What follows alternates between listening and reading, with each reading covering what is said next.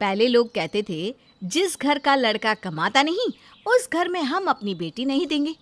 पर आजकल लोग कहते हैं, जिस घर में काम वाली नहीं उस घर में हम अपनी बेटी नहीं देंगे। मानो काम वाली नहीं हो गई, घर की मालकिन हो गई। आजकल काम वाली पति से भी ज़्यादा इम्पोर्टेंट हो गई है और इस बात से तो सारी गृहिणियाँ सहमत होंगी। पर कभी कभी यही काम वाली खुद को घर की मालकिन समझने लगती हैं। ये कहानी भी ऐसी ही एक कामवाली और उसके नखरों के बारे में है। नंदिनी को कई दिनों से कामवाली की तलाश थी और आज उसकी ये तलाश खत्म होने वाली थी। आज नंदिनी के घर कामवाली आने वाली थी। भाभी, मैं आ गई। जल्दी जल्दी बर्तन निकालिए, मुझे देर हो रही है, दूसरे घर भी जाना है। अरे रुक भी जा, अभी तो तू आकर खड़ी हुई है। तुझे मैंने पहले ही बोला था ना, इस घर में 9 बजे के पहले कोई नाश्ता नहीं करता, और तू तो 8 बजे ही आ धमकी। अब नाश्ते के बर्तन कौन धोएगा? तुझसे मुझे कितनी उम्मीदें थी कमला। अच्छा, बर्तन खाली तो कीजिए भाभी, मैं देखती हूँ ना, उम्मीद टूटेगी नहीं बस। कमला रसोई में जाकर वॉश बेसिन में खड़ी होकर बर्तनों के ढेर को देखने के बाद बाहर आकर जमीन पर बैठकर माथे पर हाथ रखकर कहती है, बाप रे, ऐसे बर्तन! लगता है इस घर में बर्तनों को कोई धोता ही नहीं। मेरे घर जाकर देखिएगा भाभी, ऐसे चमकते हैं बर्तन की चेहरा दिख जाए।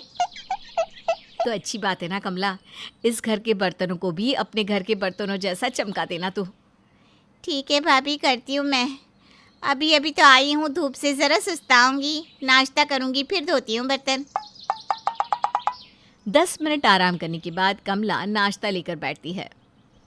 आज के ज़माने में कौन स्टील के बर्तनों में खाता है भाभी? अच्छा लगता है क्या?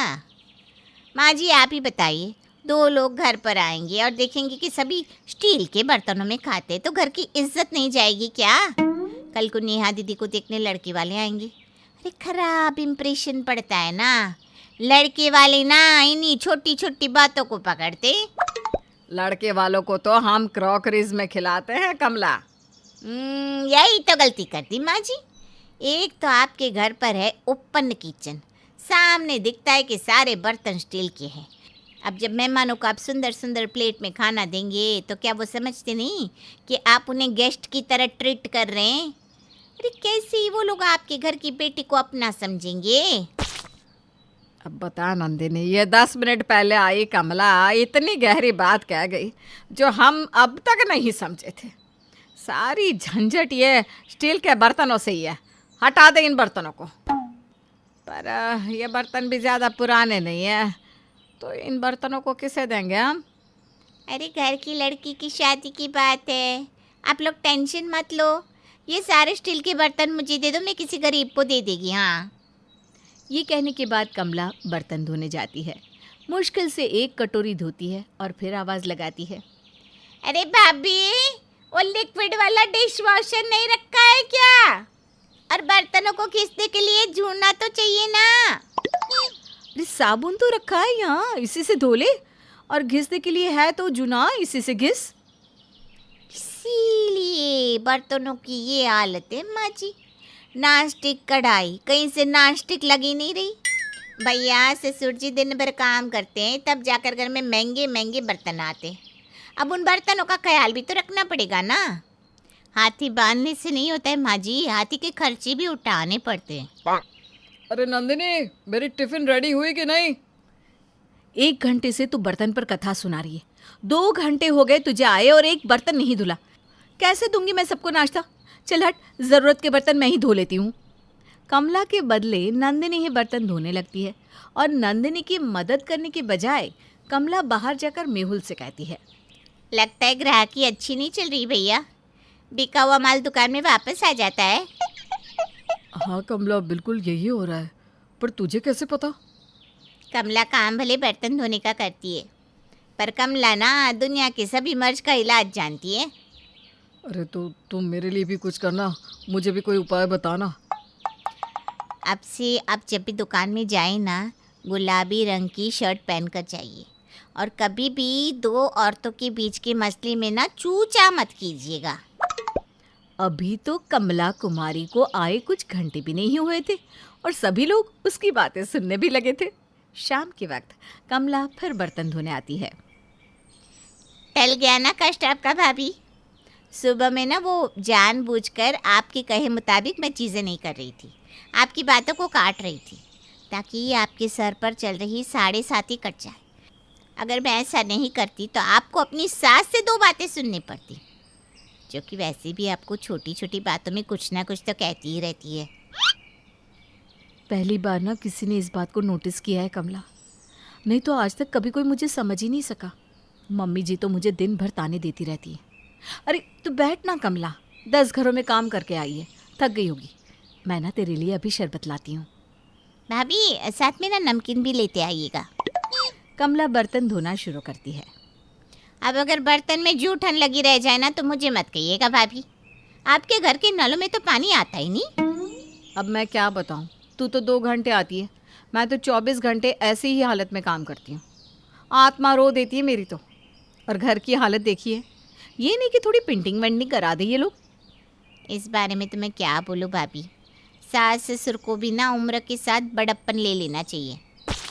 अब खुद ही सास किट्टी पार्टी करती घूमेगी तो बेचारी बहू करे भी तो क्या, ऊपर से बिन ब्याही ननद। उनको गाने कौन चढ़ाएगा, भैया ही ना। आपकी जिठानी का अच्छा है, फ्लैट लेकर अलग हो गई और एक आप है। अच्छे लोगों के साथ ना बुरा होता है भाभी। वैसे भाभी, आपके फ़ोन के वॉलपेपर में आपने जो साड़ी पहनी है ना, वो साड़ी कहाँ से ली थी आपने? अरे वो तो मैंने कई बार पहन ली है।